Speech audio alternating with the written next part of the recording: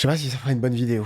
Je sais pas si ça fera une bonne vidéo. En vrai, Hello les amis, comment allez-vous? C'est Poképol. Voilà, aujourd'hui on se retrouve pour une vidéo, mais on va changer un petit peu du registre dans lequel vous pouvez me retrouver généralement sur cette chaîne où je vous propose des ouvertures de récents, de vintage, parfois des vlogs et aussi des rencontres que j'ai pu faire par exemple avec Valentin par exemple. Bon, c'est vrai que ça fait un petit bout de temps que j'en ai pas fait, ce serait plutôt bien que je reprenne ça, que je continue ce projet. Mais voilà, aujourd'hui, j'ai envie de vous proposer un contenu un peu différent. Pourquoi? Parce que c'est peut-être un peu ce qui me pèse un peu sur le cœur en ce moment, parce que vous le savez peut-être pas toutes et tous, mais je suis vendeur avant d'être sur YouTube. YouTube, voilà, une petite communauté de 3000 abonnés, c'est super, et encore merci à vous de me suivre dans cette aventure depuis maintenant près d'1 an et demi. Mais vraiment, le cœur de ce que je fais dans Pokémon, hormis la collection, c'est vraiment d'acheter et de revendre donc des cartes Pokémon récentes, vintage, des items scellés, des cartes en loose, à des particuliers, à des professionnels. Et donc, voilà, j'avais un petit peu envie de parler de ça avec vous aujourd'hui, de vous donner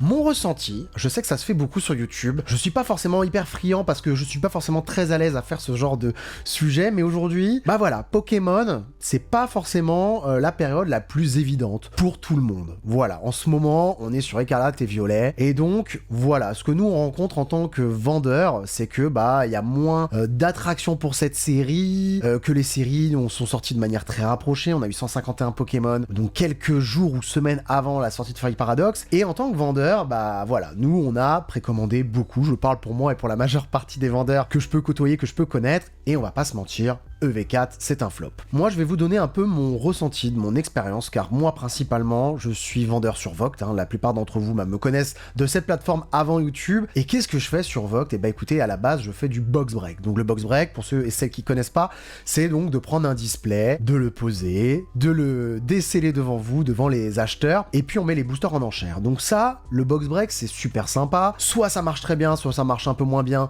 si la carte secrète, par exemple, est sortie plus ou moins tôt. Mais voilà, ça marche bien, et juste concept, donc sous le nom des 12 hits de midi pendant près d'1 an, que j'ai arrêté un petit peu aujourd'hui. Pourquoi?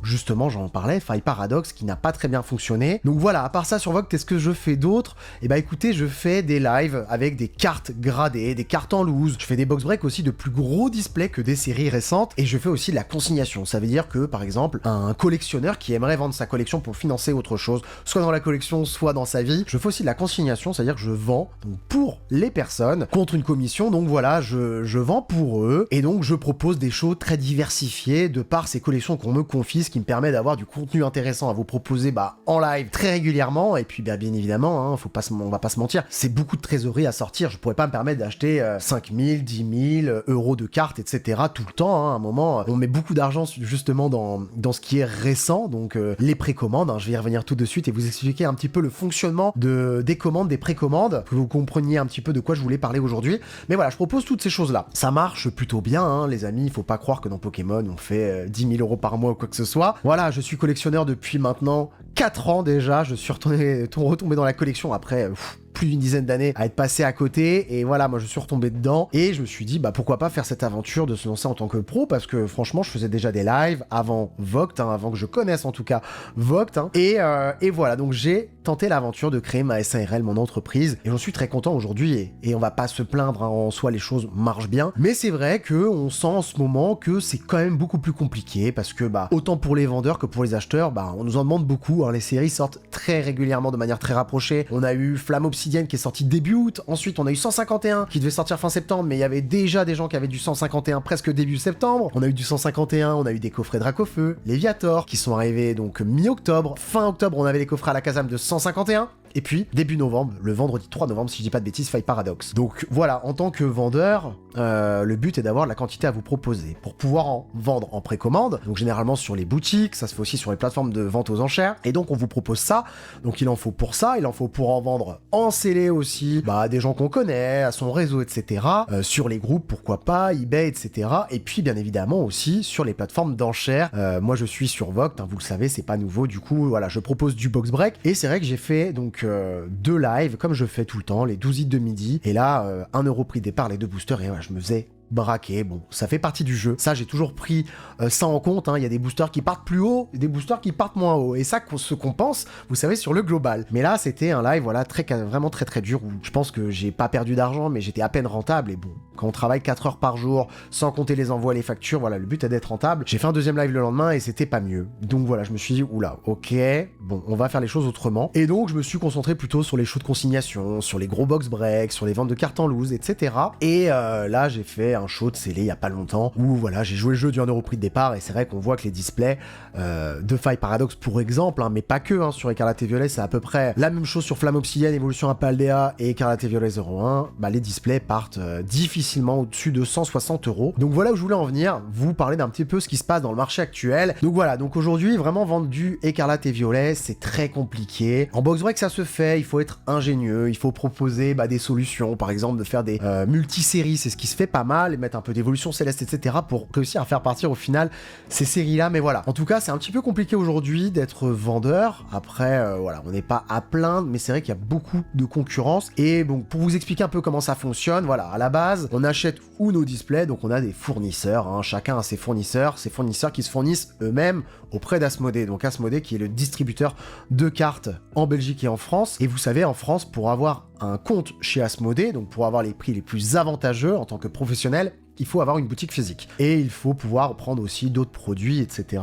Des jeux de société, parce que Asmodée, c'est pas que Pokémon. Et donc voilà, aujourd'hui, moi, j'achète à des fournisseurs qui eux-mêmes achètent, donc auprès d'Asmodée. Donc forcément, les prix que nous, on a en tant que vendeurs ayant acheté à des fournisseurs sont intéressants, bien évidemment, plus intéressants normalement que ce qui se fait en prix retail, un prix magasin. Vous savez, un booster vaut 6€ dans un display, hein, c'est un prix minimum, prix de vente conseillé, et un blister entre 6 et 7, parfois même 8€, mais on va se dire que c'est à peu près 7€ un blister normalement, et 6€ un booster, donc sorti d'un display. Donc on tombe sur un prix de vente conseillé de 216€ pour un display. Donc bon, voilà, nous on a des prix intéressants, heureusement, hein, il faut pouvoir faire sa petite marge, hein. Il y a la TVA, vous savez très bien, il y a les frais que prennent les plateformes, que ce soit eBay, que ce soit les plateformes de live, donc voilà, et aujourd'hui ce qui se passe, c'est qu'on est beaucoup à faire ce métier. Quand je dis beaucoup, c'est qu'on est beaucoup. Donc qu'est-ce qui se passe? Clairement, si on est beaucoup, bah écoutez, soit on a des prix plus intéressants, soit on a des concepts qui sortent totalement du lot. Et voilà, généralement, ce qu'on retrouve, c'est qu'il y a souvent des prix qui sont tirés un petit peu vers le bas, voire beaucoup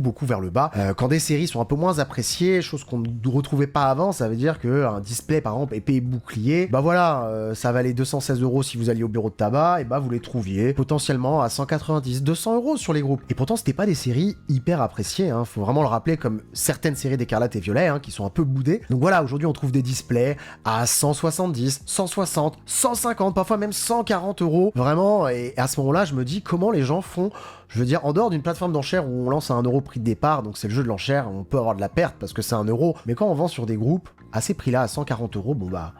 je me dis, comment on fait? Comment les gens ont des prix aussi intéressants? Parce que, logiquement, soit il y a de la TVA derrière, donc 20% de TVA qui s'enlève à ça, donc ça fait beaucoup, ou alors les gens ont eu des prix vraiment en dessous du prix même de touche qu'ont les fournisseurs auprès d'Asmodée. Donc voilà, ce qui est normal, c'est que pour les acheteurs, du coup, c'est super intéressant, c'est super, franchement, je vais pas dire le contraire, c'est vraiment très bien, mais pour les vendeurs, du coup, c'est hyper compliqué d'arriver à vendre ces produits rien qu'au prix pour être rentable, parce que pour être rentable, vendre un display à 140, c'est de la perte sèche. Voilà. Donc c'est un petit peu compliqué en ce moment, et donc ça résulte du fait qu'il y ait beaucoup de vendeurs, que les séries sortent de manière très rapprochée, je pense, que les séries soient peut-être un petit peu aussi boudées. Donc voilà, on sollicite beaucoup les acheteurs, nous les vendeurs, Pokémon compagnie de base, mais à travers qui? Les vendeurs, les revendeurs, parce que c'est nous, au final, in fine, qui vous vendrons les produits, donc forcément vous sollicite beaucoup, et je sais que c'est pas évident, donc voilà, c'est vraiment pas une vidéo pour dire qu'on est à plaindre ou quoi que ce soit, mais c'est un peu pour expliquer comment ça se passe en ce moment sur le marché dans Pokémon, et c'est vrai qu'on est dans une période assez creuse, hein, il faut pas se le cacher. Après voilà, il y a d'autres séries qui vont bien fonctionner forcément, comme Destinée de Paldea, là, qui arrive, donc je sais pas si vous avez remarqué, hein, toutes les séries qui sortent sur Écarlate et Violet, c'est vraiment inspiré de la chronologie qu'on peut avoir dans les autres blocs. Par exemple, moi je prends un exemple sur Épée Bouclier, Flamme Obsidienne, du Dracofeu, et sur Épée Bouclier, Ténèbres Embrasées, on avait du Dracofeu. Après on a une série promotionnelle 3.5, donc La Voix du Maître, et on a eu la série .5, 151. On avait aussi du Dracofeu, mais bon voilà, sans parler du fait que ce soit les mêmes Pokémon, série promotionnelle. Ensuite on passe sur Voltage Éclatant dans Épée Bouclier, et là on est sur Faille Paradox sur EV04, et là on arrive sur 4.5, donc 4.5 Destinée de Paldea, et on avait Destinée Radieuse sur 4.5 sur épée bouclier. Donc vous voyez, ça se suit. Donc on pourrait imaginer que EV07 ce soit une série avec des Rayquaza, peut-être des évolutions. En tout cas, je pense que ce serait très sympa et très attendu. Donc voilà, aujourd'hui le marché est assez complexe, mais il faut innover justement, toujours se renouveler, proposer des concepts. Je sais que voilà, sur les plateformes, on va pouvoir retrouver des lives avec des systèmes de tickets sur les box break. Je sais qu'il y en a qui aiment bien, je sais qu'il y en a qui aiment pas, je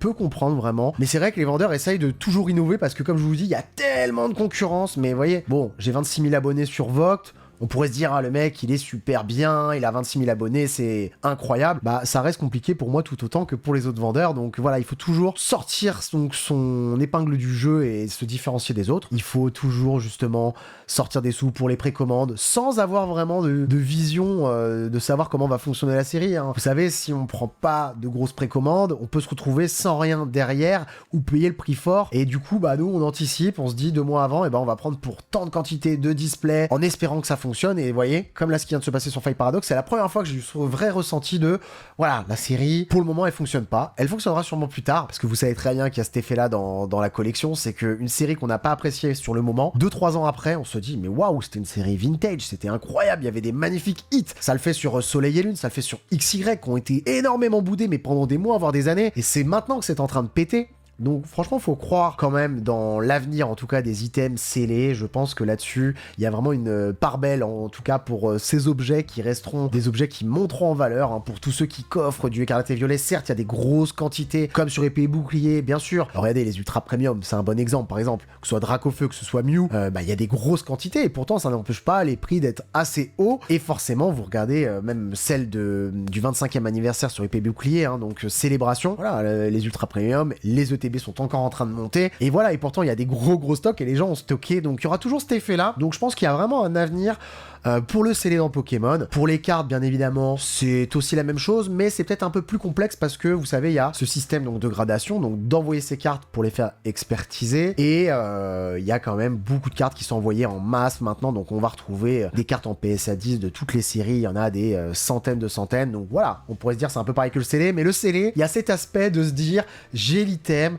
je peux l'ouvrir et avoir des choses de dingue dedans, alors que la carte elle est là. S'il y en a 200, forcément c'est peut-être plus compliqué, si le marché est un peu inondé, voilà, d'en tirer des prix un peu plus hauts, alors que sur le scellé, les gens vont plus avoir tendance à jouer un petit peu, à pas vouloir trop montrer leurs items, pour justement garder cette cote qui reste voilà, assez intéressante et qui puisse monter dans le temps. Mais voilà, c'est un peu complexe en ce moment. Voilà, je pense que ça pousse aussi les gens à innover, d'autant plus, à trouver des concepts, et c'est ça aussi qui est bien, c'est de voir des gens aussi sur les plateformes d'enchères par exemple, trouver des nouveaux concepts pour donner envie aux gens, alors qu'ils n'ont pas des communautés à 5, 10 000, 20 000 abonnés, et ils arrivent à avoir parfois plus de viewers et d'acheteurs sur leur live parce qu'ils proposent des concepts différents, et je trouve ça chouette. Mon envie aujourd'hui, c'était de vous partager ce ressenti. Voilà, c'est peut-être parti un peu dans tous les sens, j'ai pas écrit quoi que ce soit, je me suis vraiment dit voilà, je vous parle un petit peu à corps ouvert de ce que je vis en ce moment, et ça fait 1 an que moi j'ai mon entreprise, et voilà, c'est la première fois où je sens que c'est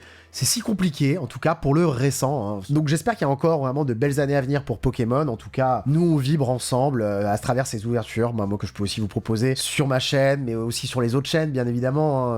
Moi j'adore regarder des contenus d'ouverture vintage, c'est vraiment moi ce qui me drive aujourd'hui. Mais voilà. Il faut aussi manger, et donc forcément le récent, c'est ce qui permet aux vendeurs aujourd'hui, on va pas se mentir, de vivre, de pouvoir payer ses charges, de pouvoir payer son loyer, de pouvoir manger, vivre. Et on a une très belle série qui arrive, Destinée de Paldea, donc en espérant vraiment que là, tout le monde ait pu reprendre son souffle, respirer un peu après 151 qui a été étouffant, parce que 151 ça a cartonné, mais pendant 2 mois on a vu que 151, que 151, que 151, là ça se calme un petit peu, et là on va repasser donc sur une série avec des shiny, avec du Pikachu, avec du Mew alternatif, du Dracofeu, enfin il y a que des dingueries, ça va être très sympa, donc j'ai hâte de vous retrouver vraiment et de vous proposer du joli contenu, et j'ai envie que ça puisse continuer encore très longtemps, et donc voilà, j'espère qu'on va pouvoir faire ça encore ensemble pendant quelques années.